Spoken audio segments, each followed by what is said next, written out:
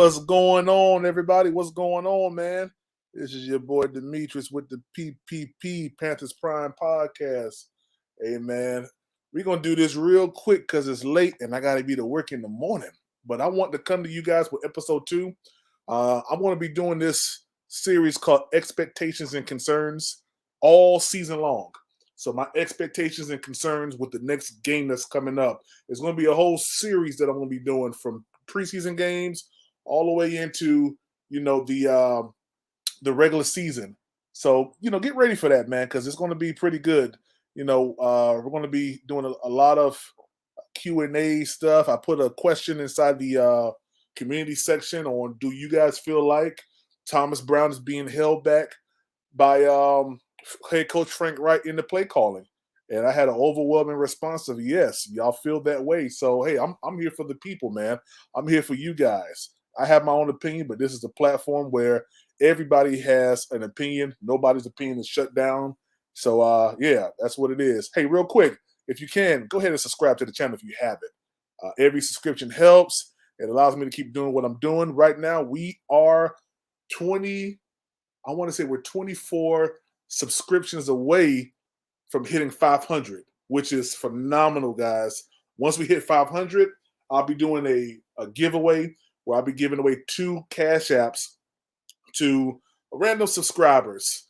And of course, it's going to be, a little fun way of doing it. But each subscriber, if they answer this question right, they will receive a $25 cash app from Panthers Prime Podcast. And we'll do another one for 1,000, another one for 1,500. Every milestone that we hit, we're going to go ahead and give a giveaway because it's you guys that allow me to do this, and I'm doing this for you guys. So, hey, episode 2, expectations and concerns. Let's talk about them real quick. Let's talk about it. Let's dive into it real quick. So my first, and I believe everybody's first expectation is going to be on Bryce Young. I expect Bryce Young to come out and do what he did the past 2 weeks. I expect him to come out and be poised, be in sync with the offensive calling, make the checks at the line of scrimmage, and really, show that, hey, I may be a rookie, but I'm more than just a rookie. I have the mindset of someone that's been in the league for 5, 6, 7 years. And I believe that we've seen those things happen. I don't believe Cam Newton, his rookie year, was making checks at the line or was able to make checks at the line his rookie year. So this is some of the expectations that I have because Bryce Young is so ahead of schedule right now. I do believe that we're going to see a lot of poise, a lot of standing in the pocket tall. I do believe it'll be probably like 2, maybe 3 series like we've seen the past 2 weeks. And make no mistake about it, that series last week at the Giants was like him having three series because the first game he played 3 series. They were real quick, about 10 minutes, same equivalent. So I do believe Bryce Young takes another step forward and showing everybody that he is the number 1 pick for a reason. He came to Carolina for a reason. We drafted him for a reason. We've seen that reason when he made that down the field play to Adam Thielen, evading, defensive linemen. Of course, he fell down on the ground. It wasn't a knockdown. He just went down on the ground to evade and, redirected traffic, told Adam Thielen to go down the field and made the pass. If he would have, maybe put a little bit less power into it, that would have been a catch. Adam Thielen has short hands. Those are the things that we're going to see in Carolina. That's the expectation that I believe we will have here in Carolina, more like a Patrick Mahomes type of feel, unorchestrated plays that are on the whim that are, hey, I evaded this. And people are going to be now looking to go downfield and really, make a play for Bryce Young. I don't know if you guys remember this video that I did, but I believe that because Bryce Young is our quarterback, we're going to see an elevation in play from everybody. That's from the linebackers, that's from the offensive line, that's from defensive tackles, that's from the ends. Everybody is going to play better simply because Bryce Young is here in Carolina. So I do believe my first expectation goes to Bryce Young this week right here playing against the Lions. The Lions are a team where they do not as much exotic pass rush as we've seen the Giants do, but they are a pretty solid defensive team. So Bryce Young will have his hands full again with making the checks at the line, making sure that he's making his reads correctly. And they are a physical team. They want some get back, which is kind of crazy. We played them for preseason, then we play them again. I believe it's week 5 of this season. Yeah, I believe it's week 4 or 5. We played them. Yeah. We played the Falcons, Saints, then we played the Seahawks, Vikings, then Lions. So week 5 of this week is when we play the Lions. So they're a physical team. They're going to get at us, especially from last year when we shut them out here in Carolina. All right, my second point of expectation is on the offensive line. I believe the offensive line improves even more with Zavala, all those guys, Brady Christensen. I believe that all these guys come together. Icky, they come together and they really, put themselves in position to say, hey, we haven't had the best showing the past 2 weeks. We allow some things to kind of sift through week 1 in preseason against the Jets.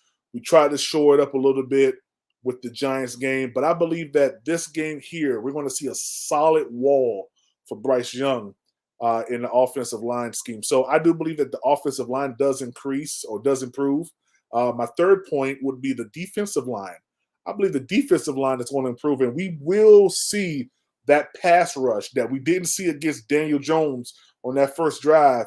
I believe if we're all playing our ones for that first drive with Bryce Young and then whoever their quarterback is, I do believe that Sam Laporta will be playing. So Sam Laporta was a guy that I wanted Carolina to draft during the draft process because he's a short-handed tight end from where did he come from? I want to say it was Idaho.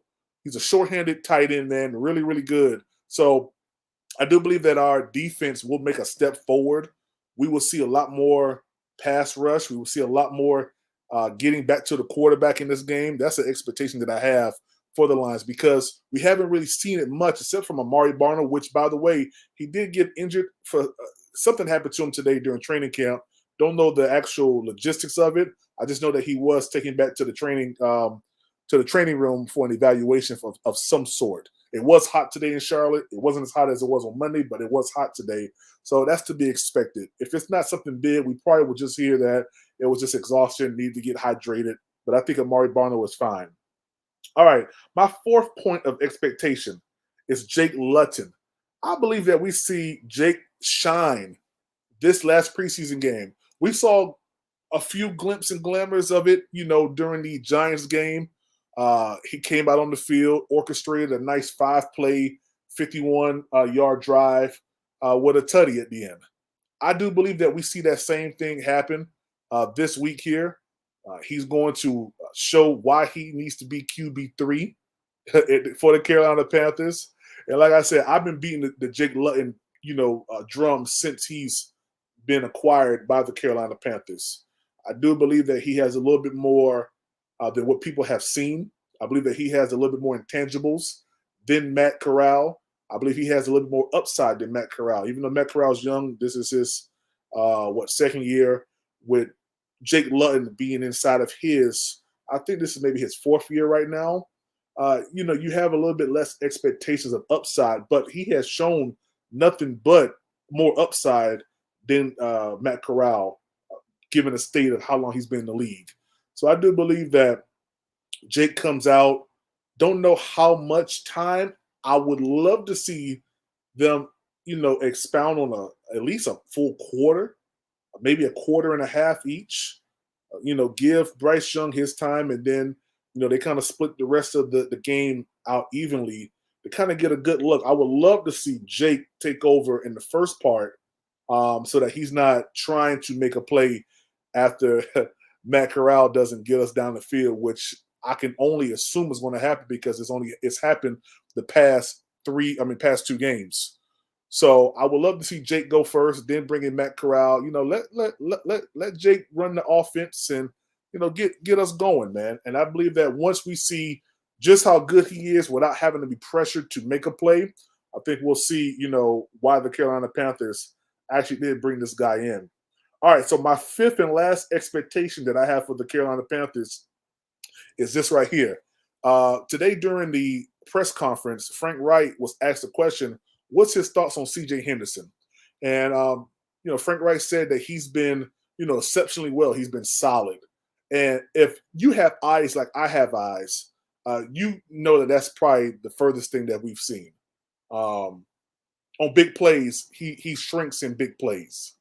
So I don't believe that with the addition of Troy Hill and with us having all teams coming down to the roster cuts this week and going into next week, there's a lot more options at cornerback that's more suitable for the Carolina Panthers, that probably has better tape. And the reason why I say better tape is because Frank Wright alluded to tape. Let me play this real quick for you so y'all can see. Check this out. How has C.J. Henderson done this entire summer? Man, he's been great. I shouldn't say that. You get a little excited, but he's been Mr. Consistency. He's been consistent, been good. He's really excited about what he's put on tape. All right, so really excited about what he's put on tape. Now, you can take that two ways. You can take that they're excited of the fact of him giving them something to look forward to with Carolina, or you could look at it in this way, giving us something to shop to other teams. Because why would you use the word tape if you've been seeing him consistently? When asked about, other players, Laviska Shenault and stuff like that, Adam Thielen, the word tape never comes up. And we know tape is what is being used to shop guys around. Hey, look what you put on tape. Christian McCaffrey, prime example, Los Angeles Rams game.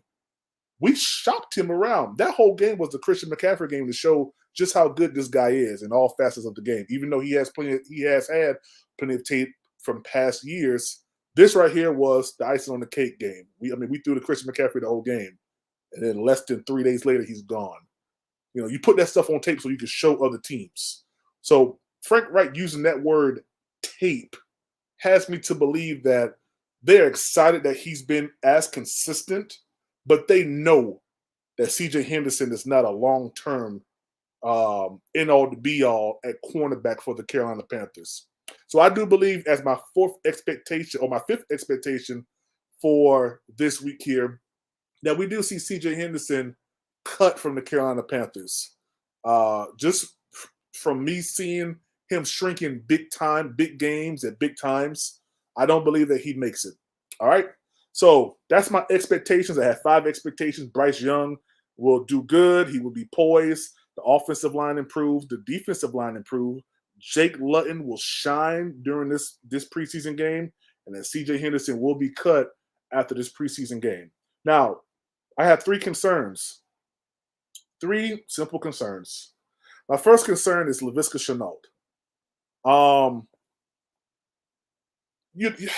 Laviska Shenault strike me as a guy who has a lot of upside, but has been dealt a bad hand. During the offseason, he had a lot of real tape going out where he was doing route trees and going deep on some passes and stuff like that. And if you guys remember the Jets game, preseason game, where it was a simple, he was to the left. It was a simple route concept where it was a dig route, basically. Run up, maybe like 5-7 yards, turn back. The ball's going to be on your outside shoulder towards the goal line. Towards the out of bounds line. And instead of him running that route, he runs a straight up 9 route, and the ball is nowhere near him when it's time for him to really turn around and look for the ball. He's all the way down the field in a sense. That right there did not give me enough confidence to see Laviska Shenault excel more in the passing tree than just a bubble screen guy, just a wide receiver guy, just a Deebo Samuel type of player. Now he's in concussion protocol. So unless he's evaluated and deemed okay to be ready for the game by Thursday, maybe early Friday, he might be a scratch for this game. And we won't see Laviska Shenault possibly play another preseason game. May see him again during, Atlanta week 1 if they keep him. So I think that's a concern, because if he's not able to show that he's grown in this route tree concept of learning how to do post routes and getting open on, inside curls or, 5-yard slant situations. If everything that's thrown to him is behind the line of scrimmage during preseason, then how do I trust you when the game is on the line or just even in the game with your routes? It's hard for me to trust Laviska Shenault anything past a bubble screen guy. So I don't believe that he's been given a good deal, because even in Jacksonville, that's all he's ever done. So that's all we've ever seen, at least with Deebo Samuel. You can line Deebo Samuel up in the slot position, or even, wide receiver number 2 position. Give him a route, maybe a, skinny post or something like that. We're not seeing that with Laviska. We're not seeing that at all. So my concerns is not seeing enough reps from him outside of, maybe what they do in practice. That's not enough confidence for me to give him the go-ahead to be, any type of receiver outside just a bubble screen guy. So is it fancy? Maybe. Is it dependable? I don't think so. So my concerns, for Laviska Shenault is the fact that he's not getting enough reps to showcase what he can do because he hasn't shown us yet. All right, my second concern is, and this may be a little bit biased, but my second concern is Matt Corral actually shining in this game. Almost like fool's gold. If Matt Corral comes out and puts on a good show, that might be it for Jake Luton. That might be the end for him. And that's a concern for me because anybody can have an okay game. We've seen Sam Darnold, Baker Mayfield, PJ Walker have good games. Haven't really seen them have consistent wins. So my concern really falls in if he comes out here and he balls on Friday. The weather looks nice. It doesn't look like it's going to rain. It's I believe it's an 8:00 game, so it's going to be, pretty hype. Friday Night Lights. Ooh, it's supposed to be 100 degrees Friday. It's showing 100 degrees for the high and 74 for the low. Gosh, man, I can't wait for this summer to be over. But it's going to be a good day. Football weather, 8:00. It may be in the 80s or whatever by kickoff or so. If Matt Corral comes out there and puts on a show, that might be fool's gold as him taking over this position or claiming this position as QB3 because we have not seen him be consistent all this preseason. So he may come out and he may ball. And that might put Jake Luton on the outside. So my concern is Matt Corral really amps up this last game and really goes in, man.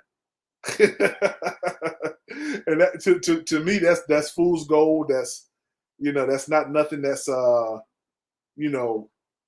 I feel is going to be a consistent thing with Matt Corral. I will feel more confident if Matt Corral comes out, lays an egg, and we know for a fact that Jake Luton comes out, and we see him come out, and he produces. I will feel more confident and more comfortable with having Jake Luton at number 3 than having Matt Corral at number 3. Still don't know what the verdict is on Andy Dalton. No, he was nursing a back injury. I don't know if it's non-contact or contact or, he was having back spasms. But at any rate, I would much rather have Jake Luton in as my number 3 than having Matt Corral. So my second expectation is Matt Corral comes out and throw bombs on Baghdad in this last preseason game and wow everybody. And everybody, oh, you see, I told you so. Matt Corral's good. Matt Corral's good. Yeah, for one game. for one game, a half of a preseason game. Is he going to be dependable when we need him the most? If Bryce Young and PJ Walker both go out, can he make it happen? And I think that's the biggest thing right there for me. Can he make it happen? So that's my second concern. My third and final concern is going to be Miles Sanders and Dante Jackson. So let's start with Miles Sanders because you guys know I've been beating this running back drum for a while, right? Get Kareem Hunt. Get Leonard Fournette, Miles Sanders is back, and Deuce, in this press conference, said that he looked real good. Now I know for a fact that when you have when you have a growing injury, that's a nagging injury, and he's had it since. Let me think here. Maybe before the preseason started. I want to say the week that preseason was getting ready to start. So 2 weeks now. This would be the end of the second week that he's had this injury. Normally, this stuff takes about 4 to 6 weeks if it's really, really bad. So it may not be that bad. But I know with us having 2 weeks to get ready, I wouldn't want him at this point to even come into the game on Friday and aggravated. But my concern is that they put him in the game anyway. Now, I know last week my concern was him not playing. And now that I'm thinking about it now, it may just be good for him just to go ahead and, nurse this thing and make sure this thing is fully gone. Because if you reactivate it, now we're sitting at a position where we're at week 1, 4 to 6 weeks. We're talking about the bye. We're talking about at least the bye week you coming back to play Houston. But I need you for the Dolphins. I need you for the Lions. I need you for the Vikings. I need you for the Seattle Seahawks. Heck, I need you for the Saints and the Falcons. So I don't feel confident with having Miles Sanders. If he is going to play, let him, run out. Don't take no contact. And I know that sounds crazy, but I have a lot more concern about this injury than kind of what's being told. And I know he looked good in practice. I just don't want the guy to re-aggravate this situation. So for me, a concern is Miles Sanders comes out in this game and, tries to go 100 and re-injures himself. That would be detrimental at this time for us getting ready for Week 1 Atlanta. All right, so my last and final concern for this game here will be Dante Jackson. Now, I heard that he's, okay. He's doing fine. I just think you keep him out.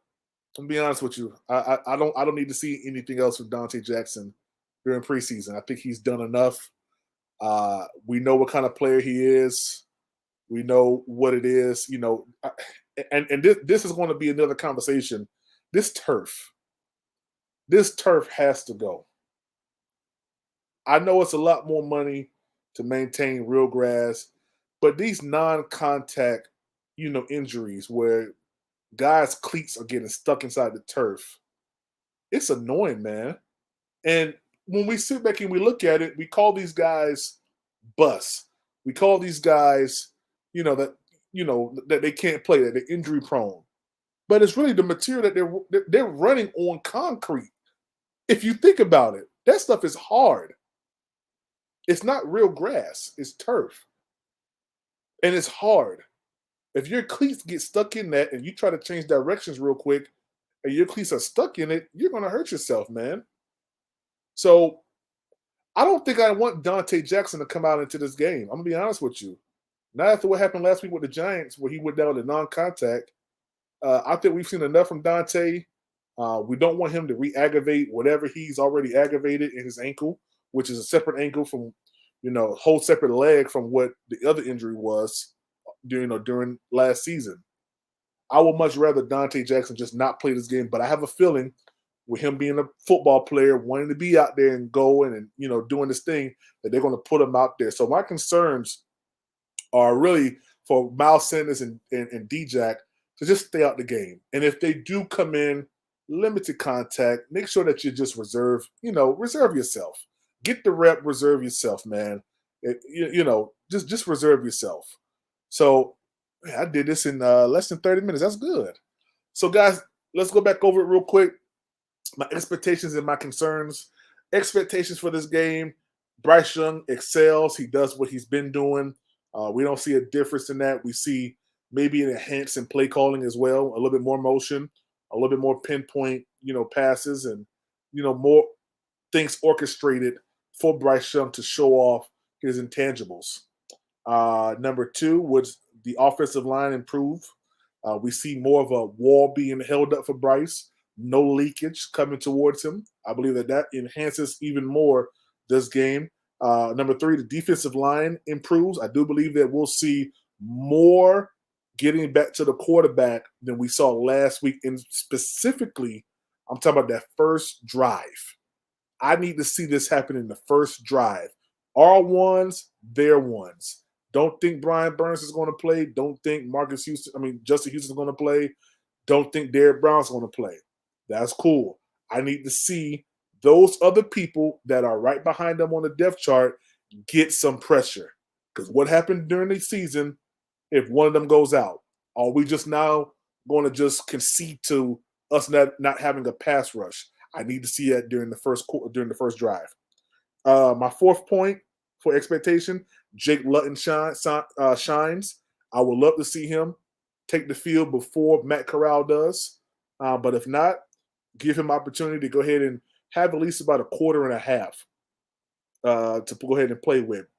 My fifth expectation is C.J. Henderson will be cut after the season based upon Frank Wright's comments. I may be reading into it the wrong way, but when I hear a guy says he has good tape, that leads me to believe that he's getting ready to be shopped around to other teams. Okay, so those are my 5 expectations, and my 3 concerns are Laviska Shenault in concussion protocol, along with him not being able to get reps over these next couple of days and being able to show us that he can expound on the route tree. I think that's a concern for me. Matt Corral goes out there and has an amazing game. False, fool's gold, false hope. I do believe that if he comes out, then we're going to hear, see, I told you so. Matt Corral is that guy, which he isn't. And then my last one is Miles Sanders and Dante Jackson. So, guys, that's it for this episode right here of Expectations and Concerns. Lions versus Panthers this week. It's going to be a good game. I'm going to be out there at the game, hopefully once I get off work, man. And, it's going to be a good game. So we'll see how everything pans out. Hopefully we'll have a little bit more update on D-Jack tomorrow and get some more information on Amari Barnold tomorrow as well. Of course, you guys know that we did lose McCall, which was our nose tackle yesterday, which was a shocking thing that came through Twitter yesterday. I thought he was doing pretty good, but I guess he's not fitting the style that Coach Ejiro wants, so had to let him go. And there's going to be a lot more. That was just the first of many. Get ready. There's going to be a lot of changes happening pretty soon. So, hey, guys, as always, subscribe to the channel. Help us out. We are almost at 500 subs, which is good, man.